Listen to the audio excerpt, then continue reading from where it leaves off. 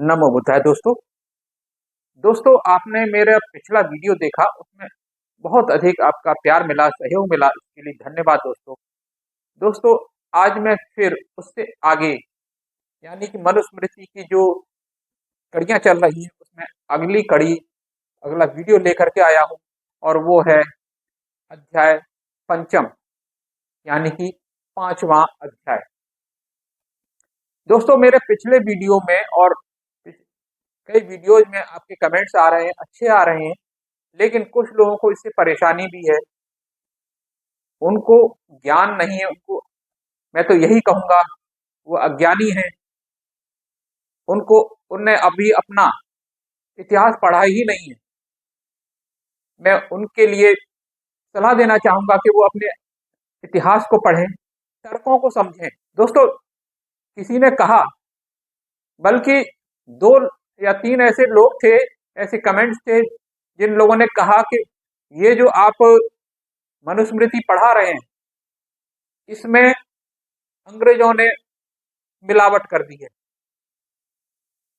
दोस्तों, मैं उनसे उनकी जानकारी के लिए बताना चाहूंगा कि जैसा कहा जाता है अंधविश्वासियों के द्वारा कि उनके जो शास्त्र हैं, ये पुस्तकें हैं, ये हजारों वर्ष पुरानी है। तो मेरा उनसे ये प्रश्न है, अगर हजारों वर्ष पुरानी है, सम्राट अशोक और उनसे पहले के जो भी अवशेष मिलते हैं, अभिलेख मिलते हैं, वो पत्थरों पर मिलते हैं, तो इनके किसी भी शास्त्र का कोई अभिलेख मिला है क्या? और दूसरी बात, अगर वो पुराने हैं तो सम्राट अशोक या उससे पहले के जो भी अभिलेख मिलते हैं वो पाली प्राकृत लिपि में मिलते हैं, पाली भाषा में मिलते हैं, जबकि ये पुस्तक मनुस्मृति संस्कृत में है और सबसे बड़ी बात देवनागरी लिपि में है। दोस्तों, देवनागरी लिपि 1000 ईसा बाद, 1000 ईस्वी के बाद ही ये डेवलप हुई है, तो फिर ये पुराने कैसे हो सकते हैं? चलिए इनकी मान लेते हैं पुराने हैं, तो ये कहते हैं कि हम लिखते नहीं थे, हमारे पूर्वज लिखते नहीं थे, वो याद करते थे, कंठस्थ कर लेते थे। वो एक पीढ़ी से दूसरी पीढ़ी में चलते चले आए। चलिए मान भी लेते हैं, वो कंठस्थ कर लेते थे, याद कर लेते थे और एक पीढ़ी से दूसरी पीढ़ी में पहुंचाते थे, तो फिर अंग्रेजों ने जो मिलावट की वो क्या इनके दिमाग में घुस के कर दी? वो जो चीज दिमाग में है, जो कंठस्थ है, उसमें तो कोई मिलावट कर नहीं सकता। अगली बात, और अगर ये पुस्तकें मिलावटी हैं तो इन पर रोक क्यों नहीं लगवा देते, इनकी छपाई क्यों नहीं बंद करवा देते?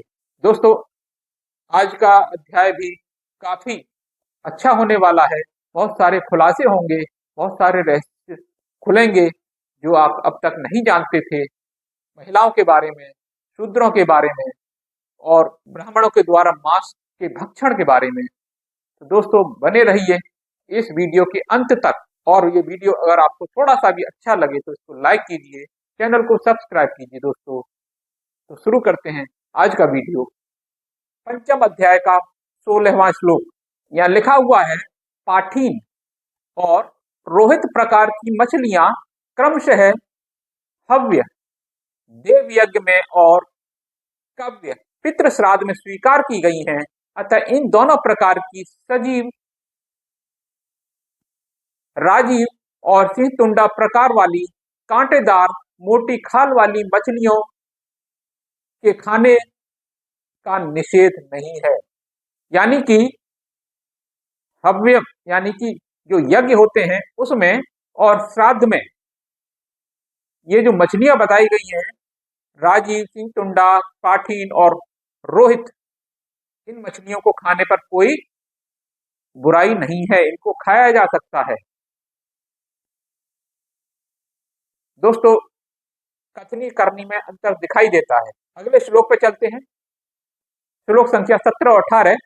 भक्ष्यों में कहे गए होने पर भी अकेले चरने रेंगने वाले सर्प, अनजाने पशु पक्षी, व्याघ्र, सिंह जैसे 5 नखों वाले पशुओं को नहीं खाना चाहिए, हाँ, सेह, सेह मतलब सेही, शल्य, गोधा, खंग, कछुआ, खरगोश आदि को भक्ष्य समझना चाहिए, यानी कि इनके मांस को खाया जा सकता है, ये भक्ष्य हैं। दोस्तों मैं बार बार कह चुका हूं, मांस को खाने की वकालत इसमें खुलकर की गई है और मांस को खाया जाता था श्राद्धों में भी और यज्ञों में भी। इस अध्याय में मांस को अलग अलग खाने के तरीके बताए गए हैं, कैसे खाया जाने वाला मांस अच्छा है यानी कि पवित्र है और कैसे खाया जाने वाला मांस पतित है। तो मैं फिर आपको लिए चलता हूं श्लोक संख्या 19 पर। जानते हुए छत्राक, ग्राम शूकर, लहसुन, ग्राम कुक्कुट, प्याज तथा शलजम के खाने वाले व्यक्ति को पतित समझना चाहिए। अगला श्लोक है 20वां, लिखा हुआ है अनजाने में इन 6 छत्राक, ग्राम शूकर आदि के भक्षण करने वाले को चाहिए कि वह आगे बताए गए शांतपन अथवा यति चंद्रायण व्रतों के अनुष्ठान के रूप में प्रायश्चित करें। इनमें से किसी एक को चखने मात्र के प्रायश्चित के रूप में भी एक दिन का उपवास करना चाहिए। दोस्तों अगले श्लोक पर चलते हैं। यज्ञ और सेवकों की उदर पूर्ति के लिए ब्राह्मणों को केवल प्रशस्त भक्ष्य रूप में निरूपित पशु पक्षियों का ही वध करना चाहिए। महर्षि महर्षि अगस्त्य ने प्राचीन काल से ही इस परंपरा का प्रवर्तन किया है। 23वां श्लोक क्या कहता है? प्राचीन काल में ऋषियों, ब्राह्मणों और क्षत्रियों के यज्ञों में भक्ष्य पशु पक्षियों के पुरोडाशों के होने के प्रमाण मिलते हैं। 24वां श्लोक क्या कहता है? घी, तेल युक्त खाने खिलाने योग्य और अनिंदित रुचिकर पदार्थ बासी तथा हवन से बचे को खाने में कोई दोष नहीं है, यानी बासी खाना भी खाया जा सकता है अगर वो हवन से बचा हुआ है तो। दोस्तों मैं फिर इनके आडंबरों को उजागर कर रहा हूं और यहाँ पर क्या लिखा हुआ है इसको आम व्यक्ति नहीं जानता है, इसीलिए मुझे इस पुस्तक को एक्सपोज करना पड़ा और आपके सामने लाना पड़ा। और इसी के साथ मैं अगले भी श्लोक पर चलता हूं। अगला श्लोक है 26वां। लिखा है भृगु जी बोले, महर्षियों, द्विजाति ब्राह्मण, क्षत्रिय और वैश्य के लिए समय रूप से भक्ष्य और अभक्षित का वर्णन तो मैंने कर दिया। अब मैं आपको मांस भक्षण और त्याग की विधि बतलाता हूं, आप लोग ध्यान देकर सुने। अब यहाँ पे भृगु जी बोल रहे हैं कि अभी मैंने आपको मांस के भक्षण की विधि तो बता दी, अब त्याग करने की विधि बताता हूं कि किस तरह से मांस का त्याग किया जा सकता है। 27वां श्लोक क्या कहता है? ब्राह्मणों को मांस खिलाने की इच्छा हो तो यज्ञ में प्रोक्षण विधि से मांस को शुद्ध करके ब्राह्मणों को परोसें और स्वयं खाएं। प्राणों की रक्षा करने के लिए मांस खाना पड़ जाए तो विधि और नियम का पालन करके ही सेवन करना चाहिए। दोस्तों यहाँ पर एक नई टेक्नोलॉजी बता दी कि मांस को भी शुद्ध किया जा सकता है और शुद्ध करके ही मांस को खाना चाहिए। जबरदस्त टेक्निक है। अगला श्लोक 28वां। प्रजापति ब्रह्मा ने जब सब प्रकार के अन्य प्राणों की रक्षा के लिए ही बनाए हैं, अतः व्यक्ति को इस संसार में सभी स्थावर और जंगम पदार्थों को जीवों का भोजन समझना चाहिए। 30वां श्लोक। भक्ष्य प्राणियों को प्रतिदिन खाने से खाने वाला दोषग्रस्त नहीं होता है, क्योंकि इस संसार में खाने वालों और खाए जाने वालों की सृष्टि विधाता नहीं की है। तो दोस्तों क्यों खाया जा सकता है? क्योंकि इनकी सृष्टि विधाता नहीं की है। विधाता नहीं बताया कि इनको खाया जा सकता है, उनको नहीं खाया जा सकता। मांस को शुद्ध भी किया जा सकता है, तो वो टेक्नोलॉजी आज क्यों नहीं है? आज भी तो शुद्ध करके खाया जा सकता है। चलिए कोई बात नहीं, अगले श्लोक पर चलते हैं। 31वां श्लोक क्या कहता है? यज्ञ के लिए पशु का वध और मांस भक्षण देवोचित कार्य है। यज्ञ के सिवाय मांस भक्षण के लिए पशु वध करना राक्षसी कृत्य है। ये तो देवोचित कार्य है, देवों का बताया हुआ कार्य है। अगर पशु का वध किया जाता है यज्ञ के लिए तो ये तो बहुत पवित्र कार्य है। अगला श्लोक 32वां क्या कहता है? खरीद कर लाए, स्वयं पशु को मार कर लाए अथवा किसी अन्य द्वारा पशु वध कर लाए मांस से देवों और पितरों का अर्चन पूजन करने के उपरांत उसे खाने वाला दोषग्रस्त नहीं होता है। समझ में आया दोस्तों? अब इसमें व्याख्या के लायक तो कुछ भी नहीं है, सब कुछ स्पष्ट है। 33वां श्लोक क्या कहता है?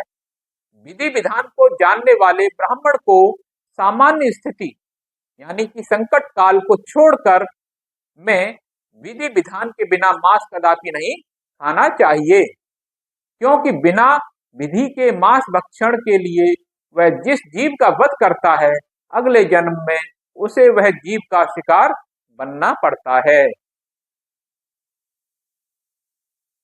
यानी कि मांस भक्षण की खुली छूट है, पूरी छूट है, लेकिन वो विधि विधान से वध किया गया हो, विधि विधान से खाया गया हो। ठीक है दोस्तों, अगला श्लोक 34वां क्या कहता है?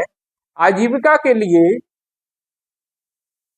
पशुवध करने वाले को वैसा पाप नहीं होता जैसा बिना विधि विधान के मांस खाने वाले को इस लोक में तथा परलोक में होता है। यानी आजीविका के लिए पशु का वध कोई भी कर सकता है, उससे पाप नहीं होता।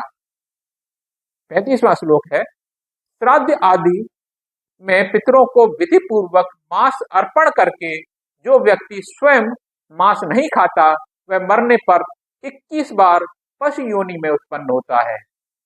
यानी कि श्राद्ध में पितरों को विधि पूर्वक मांस अर्पण जो करता है और उसके बाद वो खुद नहीं खाता तो वो 21 बार पशु योनि में जन्म लेता है।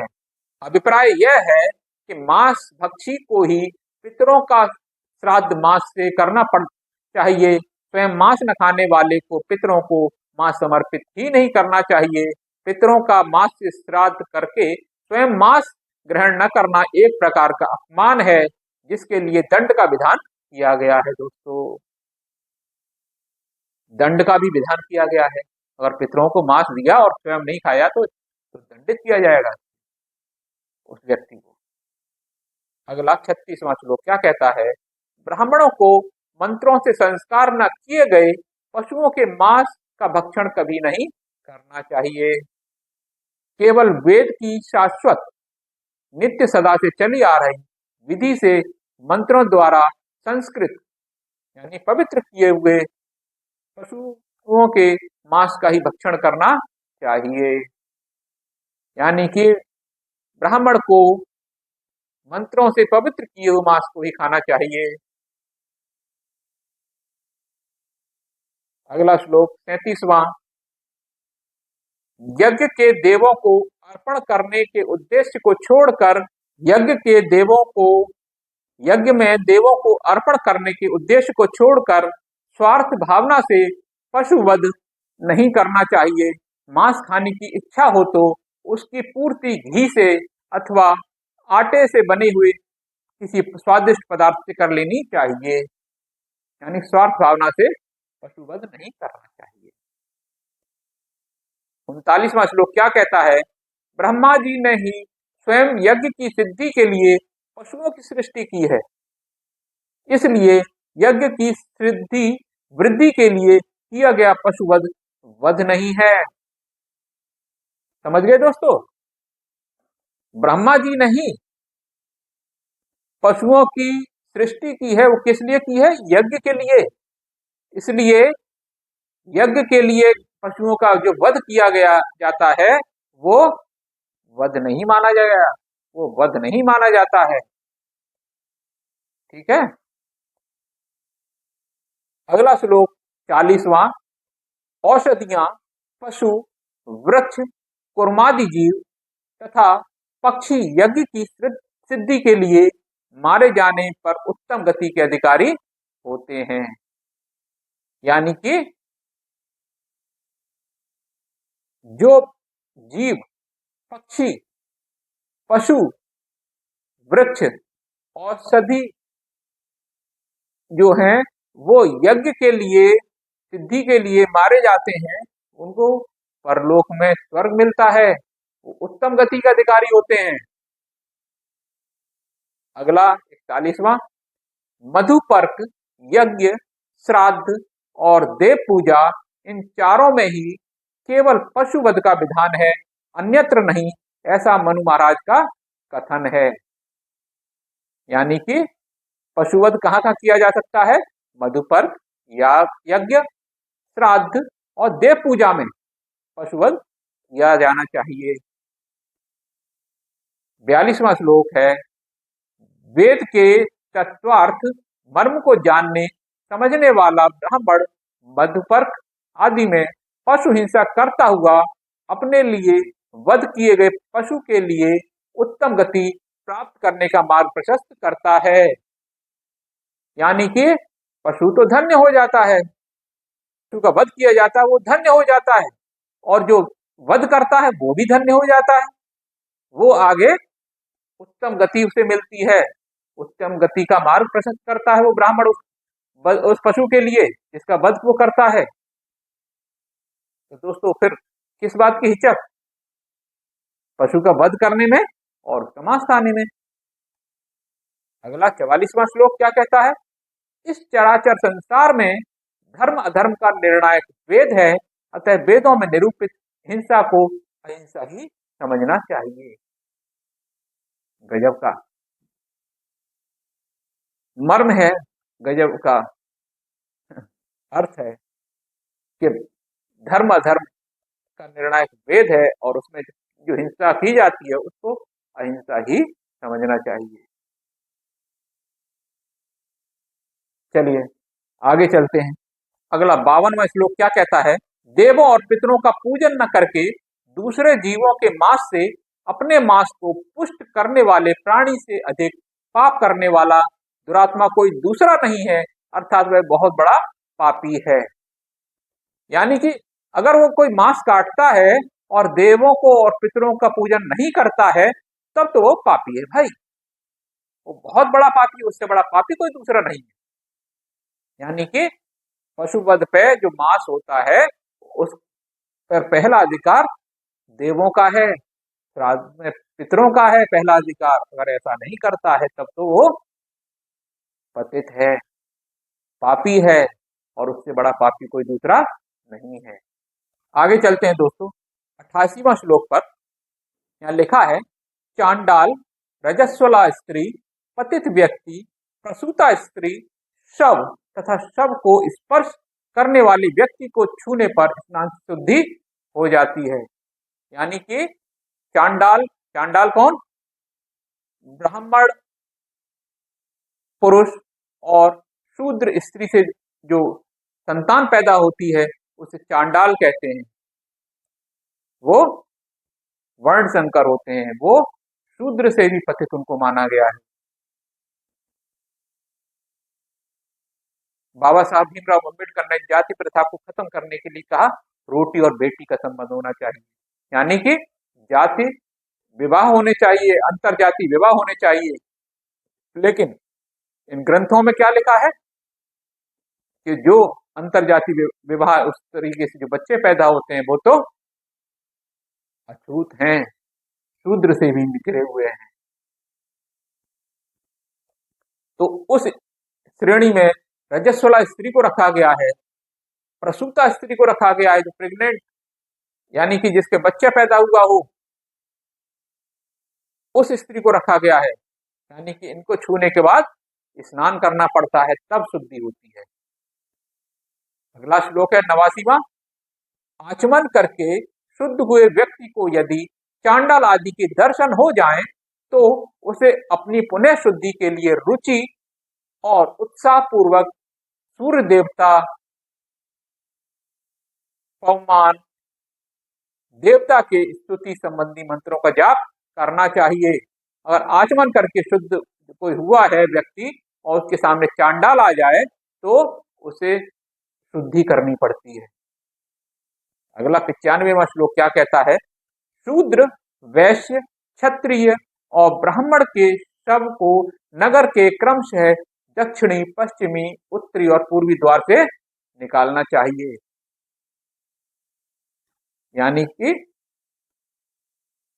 दोस्तों कहा जाता है ना, एक मान्यता चलती है कि दक्षिण की तरफ सिर करके नहीं सोना चाहिए। गांव देहात में अब आज भी चलती है, आज भी कहा जाता है कि दक्षिण की तरफ सिर नहीं करना चाहिए और उत्तर की तरफ पैर नहीं करने चाहिए।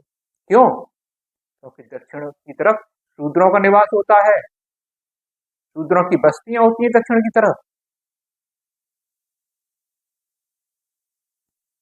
और उत्तर की तरफ देवों का निवास होता है। इसलिए यहां भी अलग अलग जाति के हिसाब से अलग अलग जो शहर के नगर वो दरवाजे हैं, द्वार हैं, उनसे अलग अलग वर्ण के शवों को अलग अलग द्वारों से निकालना चाहिए। इंसानों में कितना भेद कर दिया गया है, कितना दूरी पैदा कर दी गई है। किस तरह की पुस्तकें हैं ये, और किस तरह के लोग हैं जो इनको सर पे रखे घूमते हैं। आगे चलते हैं, श्लोक संख्या 107। ब्राह्मण के मरने पर उसके जाति बंधुओं के होने पर शूद्र द्वारा उसके शव को नहीं उठवाना चाहिए। शूद्र के स्पर्श से दूषित आहुति ब्राह्मण को स्वर्ग लाभ कराने में बाधक होती है। शूद्र अगर छू लेगा उसके शव को, उसे स्वर्ग प्राप्ति नहीं होगी, अपवित्र हो जाएगा ब्राह्मण। अगला श्लोक है 111वां, लिखा है, मैले अशुद्ध पदार्थ मिट्टी और पानी से शुद्ध होते हैं।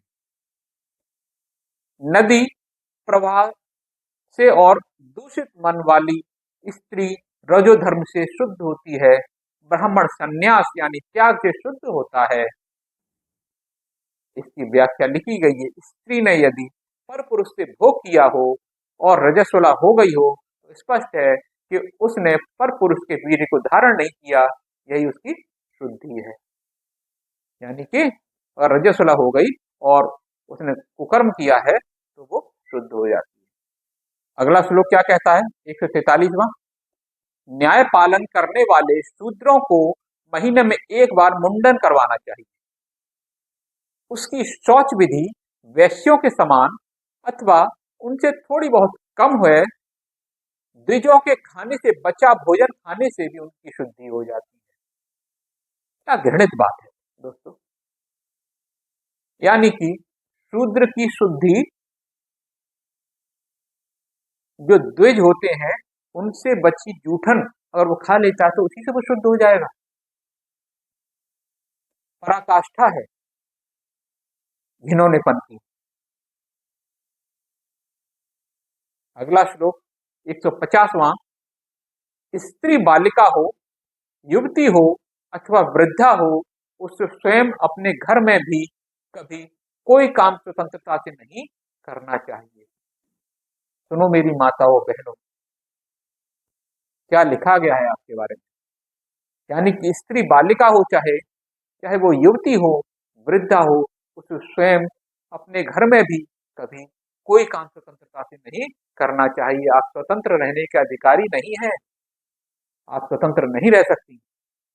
अगला श्लोक इससे भी आगे की बात करता है, कहता है 151वां, स्त्री को बाल्यावस्था में पिता के, युवती होने पर हाथ पकड़ने वाले पति के और पति के मर जाने पर पुत्रों के अधीन रहना चाहिए। उसे कभी स्वतंत्र नहीं रहना चाहिए। देखो लिखा हुआ है, यहाँ स्पष्ट लिखा हुआ है कि स्त्री को कभी स्वतंत्र नहीं रहना चाहिए। वो इस योग्य नहीं है कि वो स्वतंत्र रह सके। स्त्री को पिता, पति तथा पुत्र से अलग, श्लोक संख्या 152वां, स्त्री को पिता, पति और पुत्र से अलग स्वतंत्र रूप में कभी नहीं रहना चाहिए। इनसे अलग होकर स्वतंत्र रहने वाली स्त्री अपने दोनों पति और पिता के कुलों को कलंकित करती है। यानी कि स्त्री अगर स्वतंत्र रहेगी तो वो दोनों कुलों को, अपने पिता के कुल को और अपने पति के कुल को, दोनों को कलंकित करती है। आप इस योग्य नहीं है। अगर आप स्वतंत्र होने की चेष्टा करेंगी तो आप कलंकित करेंगी, आप कलंकनी हैं। धन्यवाद दीजिए दोस्तों, मेरी माताओं बहनों, एहसानमंद होइए उस महापुरुष के, बाबा साहब भीमराव अंबेडकर के। उनको सुबह उठकर एक बार नमन अवश्य कीजिए। ये उन्हीं की देन है जो आप आज आसमान की ऊंचाइयों को छू रही हैं।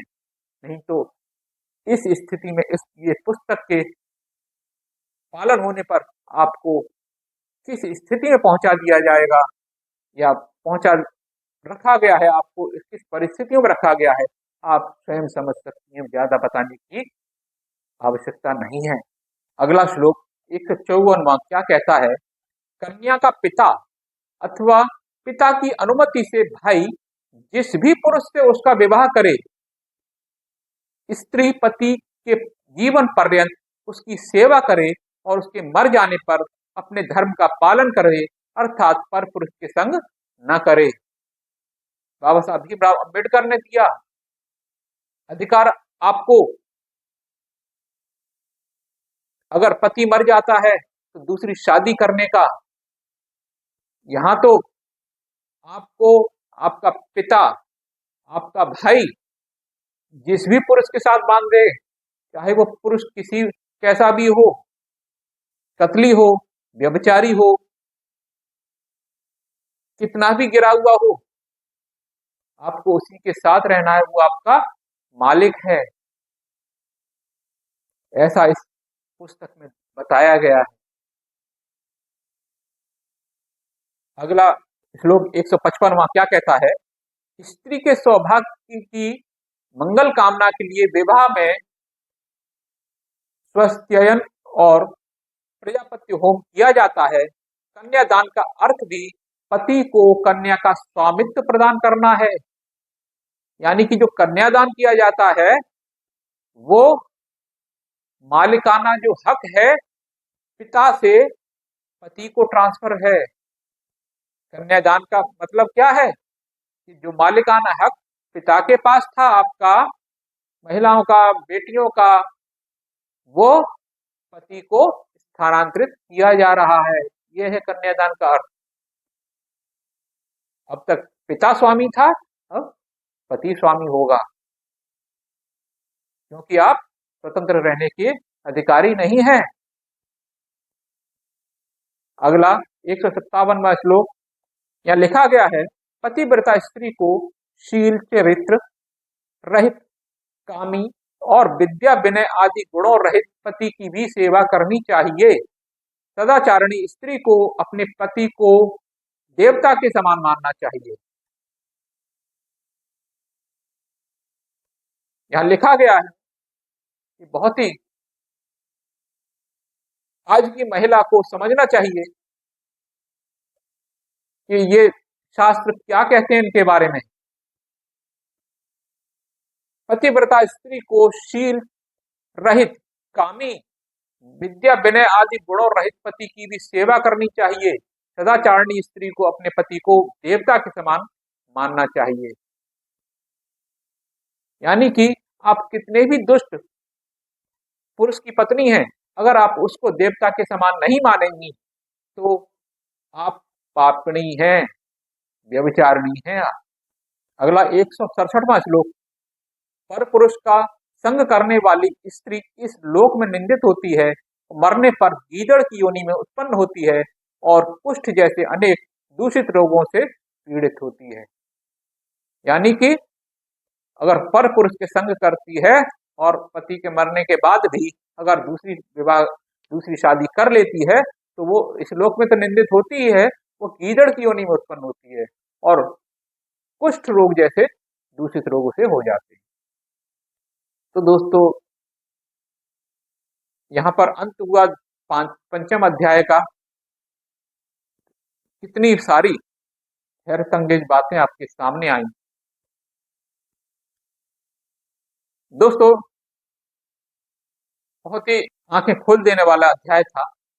अगर ये अध्याय आपको अच्छा लगा हो तो इसको लाइक कीजिए, चैनल को सब्सक्राइब कीजिए दोस्तों।